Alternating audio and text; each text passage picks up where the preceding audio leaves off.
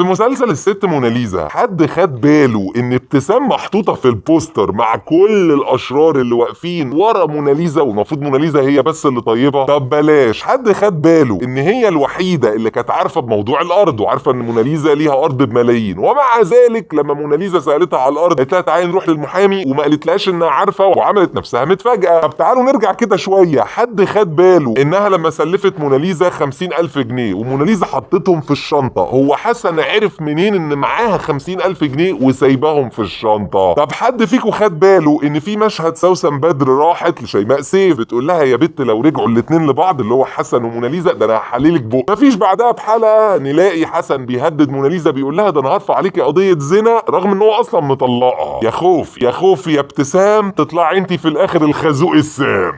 النهارده هنلخص اخر 3 حلقات نزلوا من مسلسل الست موناليزا، لان احنا كنا عاملين لحد الحلقه ال9، فاحنا هنتكلم عن الحلقه ال10 وال11 وال12، وهي هتلاقي كمان النهارده نزلت ال13 بس يعني لحد ما صورنا الحلقه ما كانتش لسه نزلت. وانا عارف ان احنا اتكلمنا في اكتر من حلقه عن الست موناليزا وفي مسلسلات ما اتكلمناش عنها. والله يا جماعه يعني هي الست موناليزا وعلي كلاي سحلني في المقاطع بتاعتهم، بس يعني من بكره وعد وعد وعد بجد يبقى في مسلسل مختلف عن كل اللي احنا اتكلمنا فيه. خلونا نخش في الملخص، وبعد الملخص برضو هندي تعقيب سريع. الاحداث بتبدا في الحلقه ال10 بان ابن موناليزا ده بينزل، يعني بيبقى حمل صار. بعدها هي بتخرج من السجن وهنا بتجيلها بنت خالها حاول انها تصالحها، لكن هي بتقول لها امك في العشه ولا طارت، انا خلاص مش محتاجاك. ادهم بياخدها وبيعيشها في البيت بتاعهم، وهنا بتقرر انها تفتح المشروع اللي هي كانت عايز تفتحه مع ابتسام، اللي هو يعني مشروع زي مطعم بيبتدي الاول اونلاين والمشروع بيكبر وبينجح جدا كمان. بتنقل شقه تانية وبعدها عفاف بتطلع من السجن وبتقرر ان هما الاثنين يتجوزوا، موناليزا وادهم، وفعلا بيتجوزوا. خصوصا ان قبل الجواز حصلت خناقه ان حسن راح لهم عند البيت واتخانق مع ادهم. بعد ما بيتجوزوا حسن بيبعت لموناليزا فيديو ليها في اوضه النوم مع جوزها اللي هو ادهم، وبنكتشف بعدها ان عفاف وادهم طلعوا متفقين مع حسن وامه، وكانت قصه كبيره ان هو كان بيدور على واحده في سجن النساء عشان تسيطر على موناليزا، والواحده دي كانت هي عفاف او وفاء عامر. بعدها موناليزا بتبقى مش عارفه هي اتصورت ازاي، فبتضطر انها تروح لحسن. بيقول لها قدامك حل من الاثنين، يا اما تديني الارض اللي هي ثمنها بتاع 25 مليون جنيه اللي انت خدتيها من المحافظه، يا اما هرفع عليك قضيه زنا. تقول له انت هطل يا ابني، قضيه زنا ايه ما انت مطلقني اساسا. بعدين بتاخد ابتسام وبتروح للمحامي وبتعرف انها كسبت قضيه الارض، والارض دي بتاعتها وفي مشتري جاي هيشتريها ب 26 مليون جنيه. بعد كده عفاف وادهم يروحوا لحسن ولامه علشان مقلقين انتوا ما اديتوناش الفلوس، كنتوا وعدنا ب 5 مليون جنيه، وكمان بيساوموهم بيقولوا لهم مش في ارض والارض دي ب 26 مليون، طب احنا ليه نرضى وناخد 5 مليون؟ لازم نقسمها مع بعضين. وبتنتهي الحلقه ال12 بانهم هم خارجين من عند حسن وامه من البيت، ابتسام بتشوفهم وبتبلغ موناليزا. بشكل عام خليني اقول انه رغم ان الاحداث هندي جدا ودي المفروض انها تبقى حاجه يعني تضايق في اي مسلسل، بس هنا المميز انها مخليه توقعاتي كلها راحت في السكه الهندي، يعني ما بقتش مستبعد اي حاجه تحصل في الاحداث الجايه، وده بيخلق تشويق اكتر. يعني مبدئيا انا من ساعه ما شفت عفاف وادم اللي هو وفاء عامر والواد ده، انا كنت متخيل انهم اشرار، بس قلت هيبقوا خازوق غير خازوق حسن. ما تخيلتش خالص ان تطلع كل دول مربطين مع بعض وان حسن هو اللي متفق معاهم، فدي كانت مفاجاه حلوه ونهايه كمان لحلقه تشدني ان انا عايز اخش في الحلقه اللي بعدها. ابتسام بقى بجد دي بقى عندي علامات استفهام كتير جدا عليها. يعني زي ما قلت في اول حلقه هي كانت عارفه ان موناليزا كسبت قضيه الارض، ما قالتلهاش ليه؟ ما هي كانت ممكن تقول لها لو هي فعلا صاحبتها وراحت معاها واستنطعت وعملت نفسها مش واخده بالها. في مشهد سوسن بدر داخله لها تقول لها هحللك بقك ولازم يرجعوا لبعض، المشهد ده لازمته ايه؟ وفي برضو مشهد تاني حسن لما وقفها على السلم بيقول لها لو احتجتي حاجه، واصل انا عايز ارجع لموناليزا ونفسي اتجوزها، برضو المشهد ده لازمته ايه؟ فالمشاهد دي بحس ان في وراها حاجه، وبقول انه يمكن ما تبقاش هي من الاول معاه، يعني ممكن هي طيبه فعلا او كانت طيبه وكانت عايزه تقف مع موناليزا، بس في حاجه هم اقنعوها بيها خلوها تقف معاهم تساعدهم. هتقولي طيب ما هي في نهايه الحلقه ال12 بتتصل بموناليزا وبتقول لها خلي بالك ده انا شايفه جوزك واخته طالعين من عند حسن ومراته، ما يمكن دي برضو تمثيليه، هي عايزه توصل لها حاجه معينه. ففكره التساؤلات الكتير دي عجباني. محمود عزب ده اللي ما نطقش من اول المسلسل بقى عندي شبه يقين ان في جمله هو هيقول، في حاجه هو هيقولها هتغير الاحداث، هتثبت براءه حد، يعني في حاجه هتحصل. حتى بقى موضوع القتل احنا كده احنا خلاص احنا باقي حلقتين او 3، يعني لازم هي هتقتل حد، لان احنا شفنا في اول حلقه هي بتقول لعمرو اديب ان انا قاتله. طب انا دلوقتي ما بقتش عارف هي هتقتل مين. يعني انا كان توقعاتي انها هتقتل يا اما احمد مجدي يا اما جوزها الجديد، ده اللي جه في خيال. لا دلوقتي هي مش مستبعد اي حاجه، يعني مش مستبعد انها تعمل كده في ابتسام لو طلعت ابتسام دي خاينه، مش مستبعد ان مثلا يخلصوا على محمود عزب الكذب ويلبسوها هي التهم. بقت عندي خيوط كتير وشكوك كتير عموما، فعشان كده بقول الاحداث ممكن تبقى هندي، فبقى تفكيري انا كمان كحد بتفرج هندي ما بقتش مستبعد اي حاجه، فده يفتح اسئله كتير، فده يخلي فيه تشويق كتير. في نقطه بقى عندي ابن سوسن بدر الصغير، هي دلوقتي شخصيه سميحه دي المفروض انها بتحب ولادها، بدليل انها كانت بتحب حسن وكانت بتحب اخته قبل ما تموت. اشمعنى الواد ده اللي بتكرهه؟ ده لو لاقياه على باب جامع ما كانتش برضه هتعمل كده، يعني هي ليه بتعامله وحش جدا؟ على فكره ممكن الواد ده يبقى وراه قصه، يعني احنا القصه اللي متبعه لنا ايه من اول مسلسل؟ ان حسن هو السبب في انهم خسروا الفلوس. لا انا حاسس ان هو في حاجه، والواد ده لان المفروض انه عنده اخلاق وعنده مبادئ وقف لهم فيها، فدي كانت سبب انهم افلسوا او ان مبقاش معاهم فلوس، فبالتالي سميحه اللي هي سوسن بدر بقت تكرهه جدا. وبالمناسبه الواد ده ما بقتش برضه مستبعد ان ممكن هو اللي يتقتل، اي نعم هيتقتل بالغلط من موناليزا او هم اللي يخلصوا عليه ويلبسوها فيها، بس يعني برضه ده بقى من الناس اللي عندي شك ان ممكن يجرى له حاجه. في مسلسل الست موناليزا الريتم سريع جدا جدا جدا، ويمكن دي اكتر حاجه بتميز المسلسل ده عن كل المسلسلات اللي موجوده السنه دي، او انا هتكلم تحديدا انا شفت كام مسلسل، ما شفتش كل المسلسلات، ده اكتر مسلسل رتمه سريع. والريتم السريع جدا اللي انت ماشي تلهس وراه بجد، انت عايز تعرف ايه الاحداث اللي هتحصل، يخليك ممكن تتجاوز عن عدم المنطقيه او الجانب الهندي اللي في المسلسل. يعني هتلاقي كل حاجه بتخلص بسرعه، دخلت السجن عرفت عفاف خرجت، عفاف وادهم شفناهم طيبين، حلقه الثانيه خلاص عرفنا انهم اشرار، حسن اتجوز رحاب نصب عليها اكتشفت، على طول عملوا المحضر وخد فلوس، خلصنا. ما بنقعدش نمط كتير في الاحداث. لو هقول ان في حته يعني ممكن اقول ان فيها شويه مط، هي المشاهد الرومانسيه اللي كانت بين موناليزا وادهم، بس برضو ده مط يعتبر مبرر، ان انا عايز اعيشك شويه الرومانسيه واوريك قد ايه انها حبت وصدقت وانها شافت ان هو ده العوض، وبعدين اخليك تتعاطف معاه. ما اقدرش برضو اقول ان ده مط اوفر او ملوش لازمه. لكن حتى مثلا الخط اللي هو بتاع انها بتفتح المطعم والمطعم نجح، هو جابوا لك على طول فوتو مونتاج سريع سريع وعرفت انها نجحت. فبالنسبه لي ده كويس. انه ليه هنا 15 حلقه حلو بقى، ان انا لحد دلوقتي كل حلقه مليانه احداث ما بتنطش في حاجه ومنطقي. احنا في الحلقه ال 12 باقي حلقتين ثلاثه خلاص، هو فعلا المسلسل قرب يخلص. لو هتكلم على التمثيل، يعني بما ان احنا الحلقه اللي فاتت اتكلمنا كتير على التمثيل، فانا ما عنديش اراء اقدر اضيفها جديد غير عن شخصيه واحده، شخصيه وفاء عامر. طرف النظر تاني ان انا مش من محبي وفاء عامر، بس فعلا هي تمثيلها حلوه وداخله بتنافس سوسن بدر بقوه كبيره جدا. يعني هي عملت انها طيبه وانا صدقتها، عملت انها شريره لما قلبت وانا صدقتها جدا، وملامح وشها تدي شر، يمكن عشان كمان القضيه بتاعتها قبل كده فهي راكبه في دماغي انها شر. ده غير انها برضو عرفت تعمل اوقات الست اللونة مع جوزها الصغير، يعني مديه الشخصيه حلو. طبعا هي اقل من سوسن بدر. وخليني اقول ان المشهد اللي هي لما خدت جوزها وراحوا عند سوسن بدر وابنها، ده كان في نهايه الحلقه ال 12، هي طالعه شر جدا في سنه افوار، يعني في ساعات بتتكلم برقبتها وبتعمل كده، بس بشكل عام هي موصله لي الشر رغم وجود بعض الافوار البسيطه اللي ممكن تعدي. بس لسه برضو عند رايي سوسن بدر هي تعتبر اعلى حد في المسلسل. في حد كان سالنا هو انت اتكلمت عن كل الممثلين ليه ما اتكلمتش عن مصطفى البنا؟ يا جدعان مصطفى البنا ده مش ممثل اصلا، ده بيمثل عشان صاحب تركي آل الشيخ، فيعني اكيد ده مش هتكلم عنه ولا هقيم اداؤه لان مفيش اداء اصلا. بما اني بقى جبت سيره اخر مشهد في الحلقه ال 12 اللي هي وفاء عامر راحت لسوسن بدر وابنها وبتقول لهم ان فين ال 5 مليون جنيه بتاعتنا، انا هنا بس عندي استفسار. هم عرفوا ان موناليزا دي معاها ارض، طب ليه اصلا يحتاجوا يروحوا لحسن وامه؟ احنا عرفنا ان معاها ارض والارض تسوى ملايين، فاحنا ممكن نسنجف موناليزا وناخد الفلوس منها ونسنجف حسن وبعد كده نقول لحسن يلا امك في العشه ولا طار. هتقول لي ما هو حسن ساعتها هيقول لموناليزا ان هم معاه، ما يقول ما هو خلاص هم خدوا الملايين ونصبوا عليها، يلا غور انت وحسن. دي حته هنديه بس حاسس ان يعني صاموله كده محتاجه تتربط.